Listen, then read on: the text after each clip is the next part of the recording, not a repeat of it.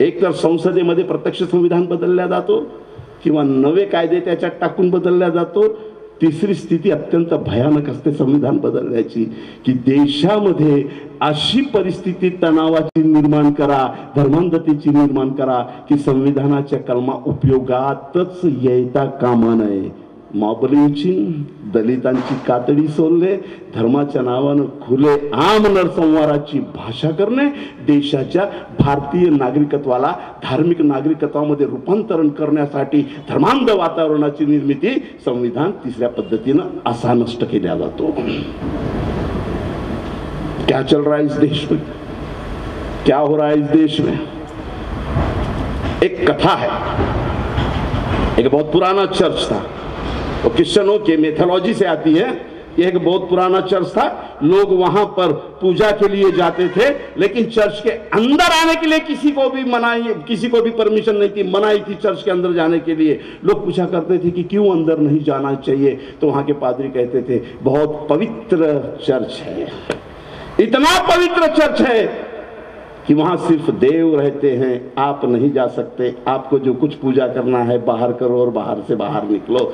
एक बेटा और बाप गए, बेटे ने पूछा कि पिताजी इतना पवित्र अगर है तो अंदर तो जाना ही चाहिए, अगर पवित्र है तो अंदर जाना चाहिए, क्यों नहीं जाने दिया जाता? बाप बोलता है एक राज की बात बताऊं क्या? बोले क्या? ये चर्च बहुत पुराना है. बोले कब गिरेगा इसकी गारंटी नहीं करके ये बात फैलाई गई है, अंदर जाना मना है. अंदर गए और बाहर से गिर गया तो सब मर जाएंगे वो. तो फिर बेटा कहता है कि एक काम कीजिए ना, इसका जीर्णोद्धार कर लीजिए, ये सॉल्यूशन सही है, इसका जीर्णोद्धार करना चाहिए. मीटिंग बैठी. अब मीटिंग में क्या होता है आपको मालूम है, आप लोगों ने सैकड़ों मीटिंग किए होंगे. पहला प्रस्ताव आता है अगर जीर्णोद्धार करना है तो इस पुराने पवित्र चर्च की जो ईंटें हैं वो बहुत पवित्र है, इसलिए नया चर्च जब बनेगा उद्धार होगा, इसका मतलब रिनोवेशन जब होगा तो इन्हीं ईंटों को इस्तेमाल करना पड़ेगा क्योंकि ये पवित्र है. दूसरा आदमी उठा, इसमें जो लकड़ियां हैं बोले वो भी बहुत पवित्र है, तो जब रिनोवेशन होगा तो लकड़ियों का भी इस्तेमाल होना चाहिए. तीसरा उठा, इसमें जो खिड़कियां और तावदाने और जो पेंटिंग है ना बोले वो भी बहुत पवित्र है, जब रिनोवेशन होगा तो इसी का इस्तेमाल होना चाहिए. चौथा आदमी खड़ा हुआ और एक प्रस्ताव रखा, जब तक नया चर्च नहीं बनता तब तक पवित्र चर्च गिरना नहीं चाहिए. नया चर्च नहीं बनता तब तक पवित्र चर्च गिरना नहीं चाहिए. गोलवरकर बोल रहे थे नया संविधान हमें नहीं चाहिए. काय म्हणत होते? 1936 हा महत्वाचा कालावधी है. 1947 में मसूदा समिति के अध्यक्ष बनने के बाद ही बाबा साहब ने संविधान बनाया, ऐसा नहीं है. 1927 में सबसे पहले इस देश में साइमन कमीशन आया. बचपन में मैंने पढ़ा, मेरी पैदाइश गडचिरोली, तुमच्याच जिल्ह्याचा आहे, पहिले चंद्रपूर जिल्हाच होता. गडचिरोलीच्या अत्यंत मागास भागात माझा जन्म झाला. बीएड वगैरे गडचिरोलीला झालो आणि मग नागपूरला जाऊन एमएड एमफिल काय करायचं ते 17 भानगडी तिथं केल्या. फुले शाहू आंबेडकरी आंदोलनामध्ये आलो तहसीलदार साहेब, तिथं आलो नसतो, शिक्षणाची कास धरली नसती तर गडचिरोलीमध्ये माझा बिझनेस राहिला असता, खूप पैसा राहिला असता माझ्याकडे. घोडा गाडी आणि तायरा कुठे आहे? हा, तिच्याऐवजी अजून 1-2 असत्या, सांगतो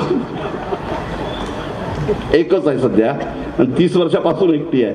फुले शाहू आंबेडकर आंदोलनातला माझा पाठीचा कणा. माझ्या नावापुढं पैशासह दौलतीसह एक पार्टी असती तहसीलदार साहेब, गर्व होतो तुमच्याकडे पाहिल्यानंतर. व्हॉट्सअप युनिव्हर्सिटी मधून निघा तरुणांनो, सगळ्या जाती धर्माच्या लोकांनो, आणि या 2 महामानवांकडे बघा, काय वय आहे आणि काय वयात काय कमवलं यांनी.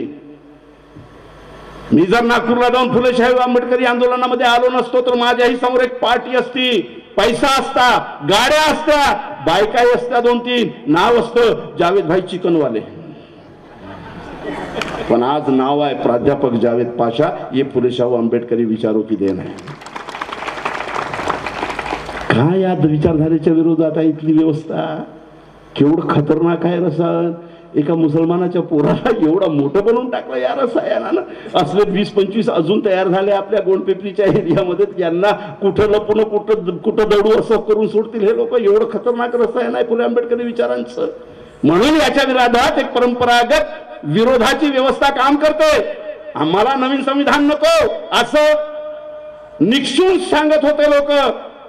1927 मध्ये सायमन कमिशन आलं. आपको और मुझे बच्चों को आज भी पढ़ाया जाता है. आज वो पाठ है क्या नहीं क्या पता नहीं मुझे, हमने पढ़ा है. Simon Commission go back. बरोबर आहे. हा 3 नेते होते, doctor Kamaraj, doctor Babasaheb Ambedkar, barrister Jinnah. हे 3 म्हणत होते Simon Commission welcome. Babasaheb Ambedkar कह रहे थे सायमन कमिशन वेलकम. ओळीनं सगळे नेते काँग्रेसमध्ये असलेले त्या काळचे, आजचे काँग्रेसचे नेते चांगले आहेत. राहुल गांधी जी म्हणतायत कि आरएसएस के विरोध में, भाजपा के विरोध में मुकाबला करना चाहिए. पण स्थिती अशी आहे की त्यांनाही निवडून यायचं असेल तर असं जाणवा दाखवावं लागतो की मैं भी हिंदू.